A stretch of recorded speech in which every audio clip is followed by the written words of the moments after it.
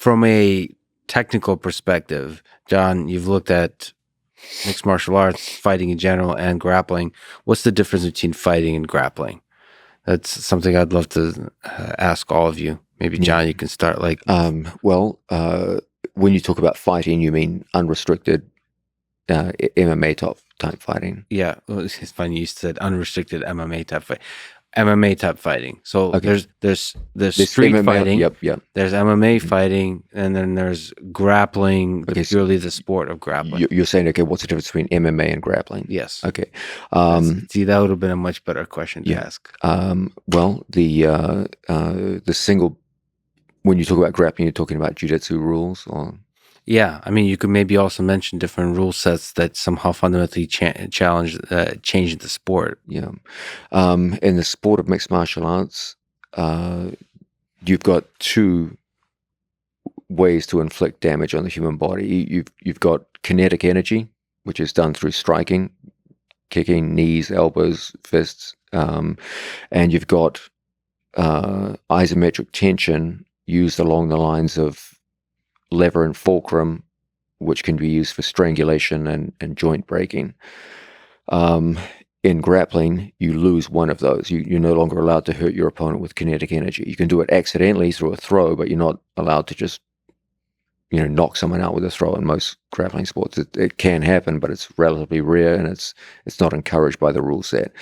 So Cyborg with going around. Yeah, he got close. So there's a sense in which in mixed martial arts you got twice as many problems to deal with, and they occur in a much shorter time frame. The single biggest difference between grappling technique as a weapon in human combat versus striking technique is time. Grappling technique takes a huge amount of time to apply. Okay, the great advantage of grappling technique is certainty of outcome. Once you get there, it takes a huge amount of time to set up a takedown, physically take them down, work your way towards a dominant position, culminating in your opponent's back, and then apply a stranglehold. That's a long chain of events, as opposed to a strong punch or kick, which can take a quarter of a second in application from start to finish, and the match is over. And so there's a sense in which grappling is fighting for the patient and the calculating, whereas striking is much more for in this short time frame where everything gets done in the blink of an eye. There's a sense also in which grappling is a much more forgiving sport. You can make a terrible mistake, end up in a terrible position, and still fight your way out and win. In mixed martial arts, it's much, much less forgiving. If you get hit and stunned, your chances of recovery are minimal. You're going to get swarmed on, and unless it's right at the end of the round, it's very, very hard to recover from getting hit and swarmed on. So there's a sense in which the biggest difference between them is time of application of technique. In mixed martial arts, it's incredibly unforgiving in terms of time. Even the smallest error can have the deepest consequences. In grappling, you can make massive errors and still come back and win. Grappling will typically be won in a much higher percentage case by the more skilled and conditioned grappler, whereas there is much more of what they call a puncher's chance in mixed martial arts, where there's a much higher likelihood of a lesser athlete defeating a greater athlete in MMA than there is in grappling, simply because of time of application of the techniques. Even the smallest period of inattention in MMA, and the match is over. Gordon Ryan could fall asleep for 30 seconds, have his opponent mounted on, and wake up and finish him 5 minutes later. That's not going to happen in MMA.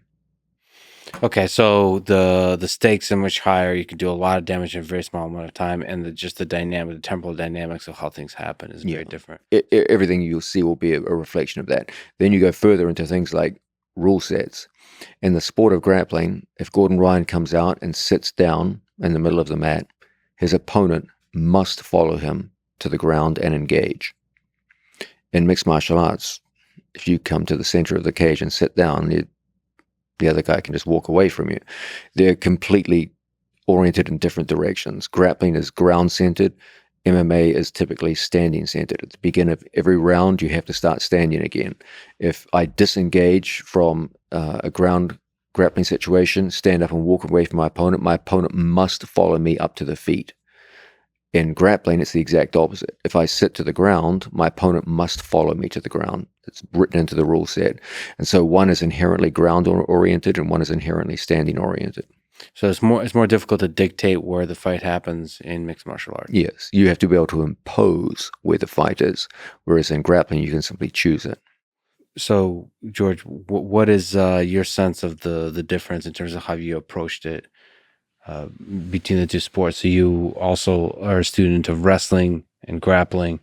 So in preparing for fights, what parts of grappling, purely the sport, did you have to leave behind? Well, I'm very lucky. I had the opportunity to. I train with. I consider the best mentor trainer I ever had, and I have some of the best grapplers that I can train with. They were there to help me through my career. So for my training is, of course, because I do not dedicate as much time in one specific area. It's hard to be, a world class athlete in that in only one particular area. I always, for me, like the idea to be more well rounded, to be very competent in every of those areas: striking, grappling, takedowns, and all those areas. Than being just very good at one and not as good at as others. Because I like the idea that it gives me more option. When I fight someone, I can mold myself to become the perfect nemesis to that person better if I'm more well-rounded. If I do not have those well-rounded skill, I don't have that option. You have less tools to work with, less technology.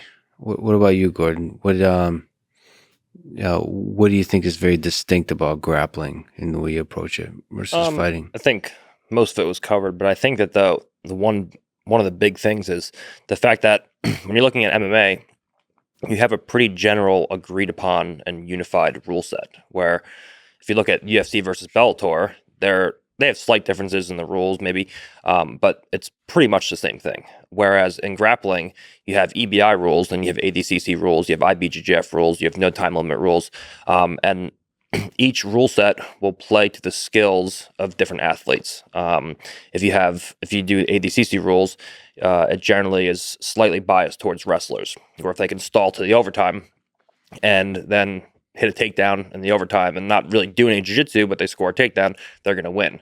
Whereas if you have like an EBI, for example, you have to finish the guy in regulation, or you start in a jiu-jitsu position with your back taken, or in an armbar.